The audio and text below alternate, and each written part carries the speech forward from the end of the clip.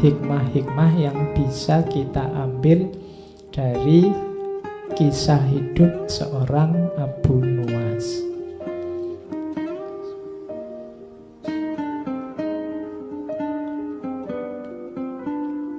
Ada versi-versi tentang mengapa kok Abu Nuwas tiba-tiba tobat. Yang pertama ada yang bilang karena di penjara. Ketika di penjara kemudian dia sadar hidupnya jadi tambah religius. Ada juga yang versi kebalikannya, versi kedua malah sebenarnya dia tidak pernah tobat. Ada yang bilang bahwa dia cuma acting aja biar keluar dari penjara. Jadi aslinya ya tetap kayak Abu Nuwas yang lama. Ada yang bilang begitu. Tapi dari syair-syairnya belakangan kelihatannya ya dia benar-benar tobat. Ada versi lain, versi kedua. Jadi ada cerita satu ketika ini malam ganjil Ramadan, ya mungkin malam Lailatul Qadar.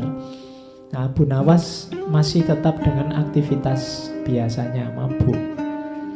Jadi waktunya orang taraweh, waktunya orang tadarusan, dia mabuk. Tiba-tiba didatangi orang ke depannya, langsung nuding wajahnya. Orang ini bilang, "Wahai Abu Hani, jika engkau tak mampu menjadi garam yang melezatkan hidangan, janganlah engkau menjadi lalat yang menjijikkan, yang merusak hidangan itu." Jadi kalau kamu mau rusak, rusaklah sendiri, tapi jangan merusak yang lain.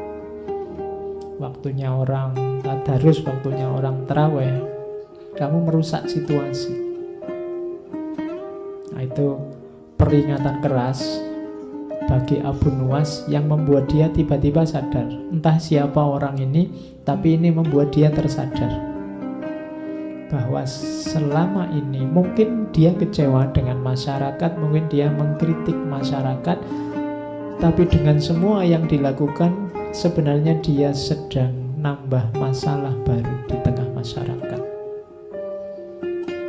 Jadi orang hidup itu kan kalau bisa ya memang masalah di tengah masyarakat pasti ada. Cuma kalau bisa kita jadi problem solver, kita jadi yang menyelesaikan masalah, bukan part of the problem, bukan bagian dari masalah. Apalagi menjadi pembuat masalah, apalagi jadi orang yang selalu bikin masalah. Nah, kadang-kadang kita ini ingin menyelesaikan masalah, tapi yang lahir adalah nambah masalah baru, yang masalah lama tidak selesai. Gayanya kita ingin menyelesaikan problem, tapi yang lahir justru problem baru, dan problem lama tidak selesai. Dan kalimat ini langsung ditujukan di depannya si Abu Nuwas. Kalau engkau tidak bisa menambah kelezatan hidangan, jangan jadi yang merusak hidangan. Merusak hidangan berarti nambah masalah. Dari situlah nanti Abu Nuwas terus sadar dan dimulailah fase baru hidup jadi ulama, bahkan beberapa menyebut terus dia jadi sufi. Tapi tetap lucu, tidak apa-apa ya, karena sudah khasnya beliau, hidupnya memang tidak bisa kok kaku, dia lentur. Makanya terus kesannya dia lucu, bisa beradaptasi dengan situasi apapun. Oke, syair-syairnya banyak. Kita juga akan kenal beberapa syairnya.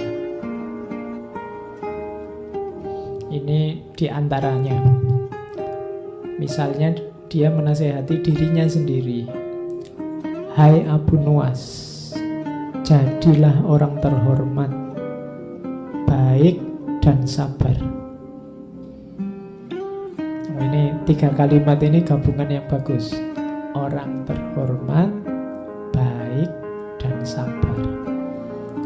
terhormat itu kualifikasi sosial, baik itu kualifikasi individual, dan sabar itu hubungan dengan yang lain. Banyak orang yang terhormat dan baik tapi tidak sabaran. Banyak orang yang sabar dan baik tapi tidak terhormat. Banyak orang terhormat tapi tidak baik. Macam-macam kombinasi. Kalau bisa ikut Abu Nawas, jadilah orang yang terhormat, baik dan sabar. Nah, ini dia memarahi dirinya sendiri. Waktu telah merusakmu dengan harta dan keinginan hanya demi kesenanganmu. Hai pendosa besar, ampunan Allah itu lebih besar daripada dosamu. Sebesar-besarnya sesuatu masih lebih kecil dibandingkan ampunan Allah yang paling kecil. Ini menasihati diri untuk tobat. Tobat yang beneran. Kayak kita ini sebenarnya sudah waktunya untuk tobat. Cuma kita kan masih ragu-ragu. Tobat yang beneran. Yang beneran loh ya. Beneran itu berarti tidak diulang, janji tidak diulang lagi, kemudian tidak secara sengaja mengulang dan seterusnya. Jadi pertama-tama dia memarahi dirinya untuk mau bergerak bertobat, menyesali yang dilakukan sebelumnya dan tidak mengulang di masa depan. Dan ini kelihatan simpel tapi berat. Kalau istighfar sih iya, cuma istighfar kita kan sering istighfar formalitas. Nah, kalau Abu Nawas ini istighfarnya mantap karena dosanya banyak. Kita kan sering istighfarnya enteng karena kita merasa tidak banyak dosa. Jangan salah, Abu Nawas sebelumnya juga merasa tidak banyak dosa. Dia merasa kalau dia mabuk, kalau dia hura-hura, ya memang sudah seharusnya begitu. Hidup sekali mau apa? Kan tadi logikanya begitu. Mabuk tidak apa-apa daripada sholat masuk neraka. Logikanya tadi kan begitu. Jadi orang itu ketika ada di wilayah ketika dia salah, biasanya dia tidak merasa salah.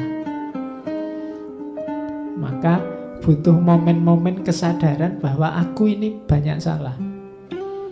Kalau ingin istighfarmu mantap, kamu harus sadar bahwa kamu banyak kelirunya, banyak salahnya.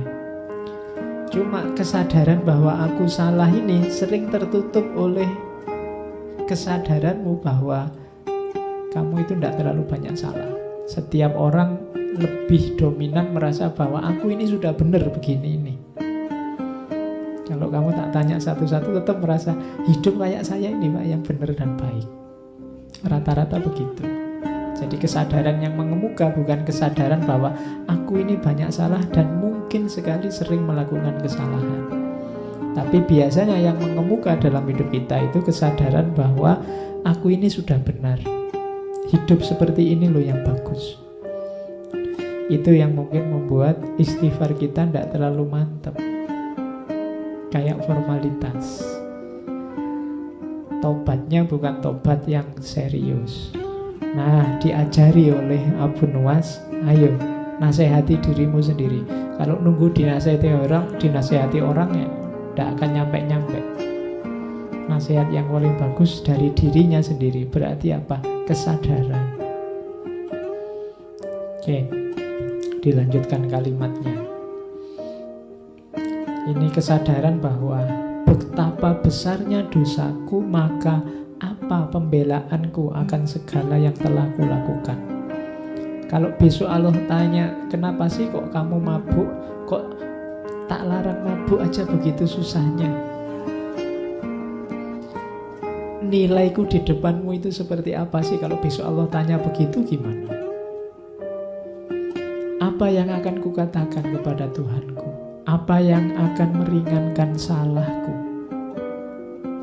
saat aku keluar dari jalan kebenaran atau memunggungi kebaikan? Duhai beratnya tobatku dan bodohnya apa yang hidupku. Nah, ini keluhan dari seorang Abu Nuwas. Dia takut nanti kalau ditanya oleh Allah, mengapa sih engkau kok lebih memilih mabuk daripada aku? Kenapa engkau lebih memilih kesenangan duniamu daripada aku? Kamu mau jawab apa? Dijawab seperti apapun, aku sudah salah. Karena yang kupilih ternyata bukan jawaban yang benar, bukan pilihan yang benar. Nah, itu kesadaran seorang Abu Nuwas. Dari situ nanti terus muncul ini yang kalian hafal, yang sangat terkenal. Kalau ini sebenarnya nggak perlu saya baca, kalian pasti sudah sangat akrab. Ilahi lastu lil firdausi ahla. Wahai Tuhanku, jelas aku bukan ahli surga. Wong aku ini kayak gini orangnya, nakalnya luar biasa, dosaku bertumpuk-tumpuk. Wala aqwa ala naril jahimi. Tapi aku ndak kuat kalau harus masuk neraka. Jadi ini keluhannya pada Allah. Ya Allah, aku ini masuk surga ndak pantas, masuk neraka ndak kuat. Itu malaikatnya bingung mesti. Biar pantas masuk surga gimana? Fahab li taubatan waghfir dzunubi. Maka ya Allah, anugerahi aku taubat dan ampuni dosaku. Jadi ini ada pelajaran dari kalimat ini, bahwa taubat itu hakikatnya adalah anugerah dari Allah. Maka berdoalah untuk dianugerahi taubat. Jalan kita untuk taubat pertama-tama nunggu anugerah dari Allah. Fahabli taubatan waghfir dzunubi, dan ampunilah dosaku. Fa innaka ghafirudz dzambil azim, karena engkau adalah yang pemberi maaf yang agung. Jadi ya Allah, aku ini masuk surga ndak pantas, masuk neraka ndak kuat. Sudahlah ya Allah, ampuni aku, kan engkau maha pengampun. Ringkasnya begitu. Dzunubi misla a'dadir rimali. Dosaku ya Allah sebanyak jumlahnya pasir. Jadi kalau ada padang pasir, pasirnya seluas itu, dosaku sebanyak itu.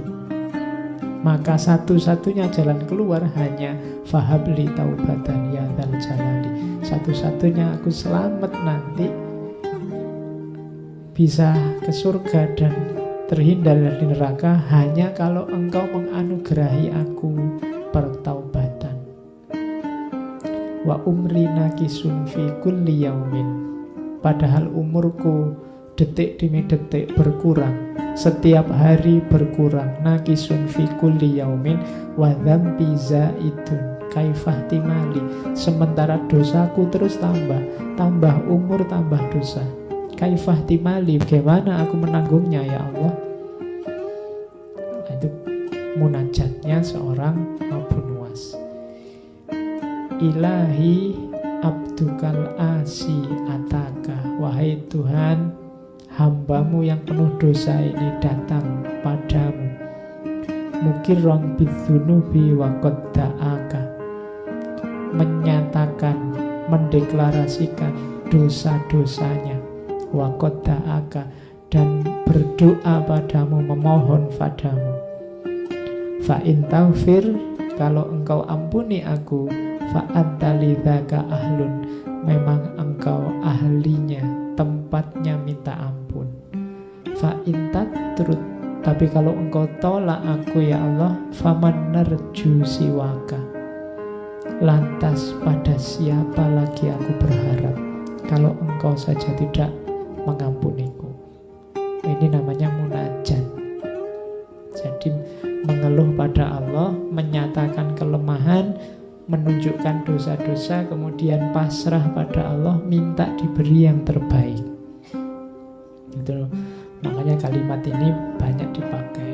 Ilahilas tulil firdausi ahla wala akwa ala naril jahimi. Ini munajatnya Abu Nuwas.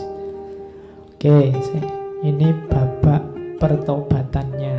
Tadi ada babak kemabukannya, terus babak hura-hura dalam cinta, sekarang pertobatan.